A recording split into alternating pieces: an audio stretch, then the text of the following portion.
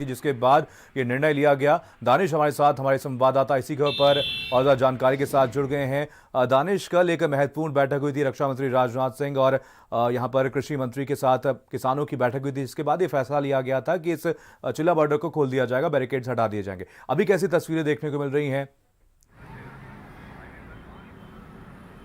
बिल्कुल, देखिए तस्वीरें साफ हैं कि यहाँ कल जिस तरीके से सहमति बनी तो यहाँ पर चिल्ला बॉर्डर खोल दिया गया। हम आपको तस्वीरें भी दिखा देते हैं।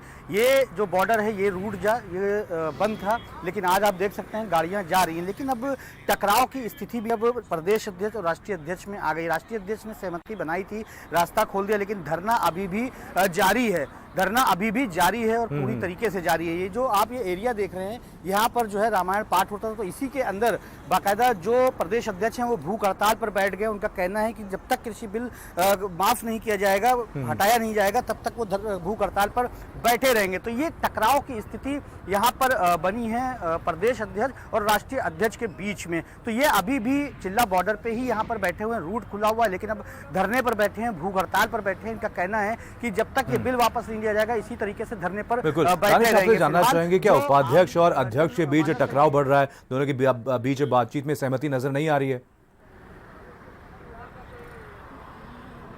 बिल्कुल, देखिए राष्ट्रीय अध्यक्ष ने सहमति जताई थी और उनके ही आह्वान पे कल ये रास्ता खोला गया। जब उनसे बातचीत हुई, जब वो कृषि मंत्री और रक्षा मंत्री से मिल के आए तो उनसे हमारी बातचीत भी हुई थी। उन्होंने ही इस धरने को खत्म करने का ऐलान किया था, लेकिन कहीं ना कहीं जो प्रदेश अध्यक्ष हैं योगेश प्रताप, वो उनकी बात से सहमत नहीं थे। हालांकि चूंकि राष्ट्रीय अध्यक्ष की बात मानी गई है और रास्ता खोला गया है, ये कह के कि हाँ आम पब्लिक को परेशानी हुई थी, लिहाजा हमने ये रास्ता खोल दिया है। लेकिन जिस जगह धरने पर बैठे हैं ये भी चिल्ला बॉर्डर ही है और बीचों बीच रोड है। यहाँ पर रामायण पाठ चल रहा था, तो ये बात हुई थी कि आज दोपहर 12 बजे तक रामायण पाठ खत्म हो जाएगा और इस धरने को यहाँ से हटा दिया जाएगा। लेकिन जो नई रणनीति प्रदेश अध्यक्ष के उसमें बनी है वो ये बनी है कि अब प्रदेश अध्यक्ष भूख हड़ताल पर बैठे और उनका कहना है वो यहाँ से नहीं हटेंगे। जब तक कृषि बिल वापस नहीं लिया था तब तक वो इसी तरीके से धरने पर बैठे रहेंगे भूख हड़ताल के साथ। जी बिल्कुल, ये तमाम जानकारी के लिए बहुत बहुत धन्यवाद दानिश।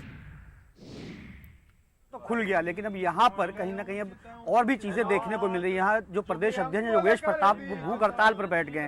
कहीं ना कहीं जो बॉर्डर खोला गया है वो उसके समर्थन में नहीं थे। हमारे साथ खुद योगेश प्रताप मौजूद हैं, उनसे बात करते हैं कि भूख हड़ताल की नौबत क्यों आई भूख हड़ताल की नौबत? इसलिए आई कि पब्लिक की परेशानी को देखते हुए सरकार सुनना नहीं चाहती है, तो पब्लिक की परेशानी को देखते हुए ये तो खुल गया, लेकिन अब मेरी और सरकार से होगी। मैं खुद परेशान हूँ, पब्लिक को नहीं होने दूंगा, मैं खुद हूँगा। इसलिए मैं बैठ गया हूँ। रामायण चल रही है और मैं यहाँ से तभी जाऊँगा जब सरकार मांगे मान लेगी। आप लोग भी कह रहे थे कि ये पब्लिक परेशान हो रही है, खोल दो। सभी लोग कह रहे थे खोल दिया, अभी इसकी भी कह रहे थे खोल दो तो खोल दिया, लेकिन अब भूख हड़ताल थोड़ी कोई खुलवाए लेगा। तो ये माना जाए कि अब गांधीवादी रास्ते पे चला जाएगा। अब तो गांधीवादी पे आएंगे, चूंकि योगी जी तानाशाह हो रहे हैं, हमारे लोगों को यहाँ आने नहीं दे रहे हैं। जगह जगह पुलिस रोक रही है और जो पुलिस को चकमा दे के निकल भी आए तो उस पुलिस को सस्पेंड कर दिया जा रहा है। तो हमने कह दिया कोई मत आओ, चलो वो नहीं रोकन दे, मैं यहाँ अकेला बैठ रहूँगा। ठीक है, ये आंदोलन शुरू हुआ था प्रदर्शन से। प्रदर्शन चला 12 दिन तक लगातार बंद रहा चिल्ला बॉर्डर, लेकिन अब आमरण अनशन पे ये आंदोलन आ गया। यानी ये कहें गांधी जी के रास्ते पे ये आंदोलन आ गया है। यहाँ पर अब जो प्रदेश अध्यक्ष हैं वो भूख हड़ताल पर बैठ गए। भूख हड़ताल कब तक चलती है और कब तक ये जो मांगे हैं, जो गतिरोध है सरकार और किसान संगठनों के बीच में, ये दूर हो पाता है? कैमरा पर्सन साजिद के साथ दानिश, भारत समाचार, नोएडा। तो हरियाणा बॉर्डर की तस्वीरें आपको दिखाने जा रहे हैं। आपको बता दें यहाँ पर सर्दी का सितम अब पुलिस के ऊपर भी पड़ता हुआ नजर आ रहा है। आपको बता दें पूरे उत्तर भारत में सर्दी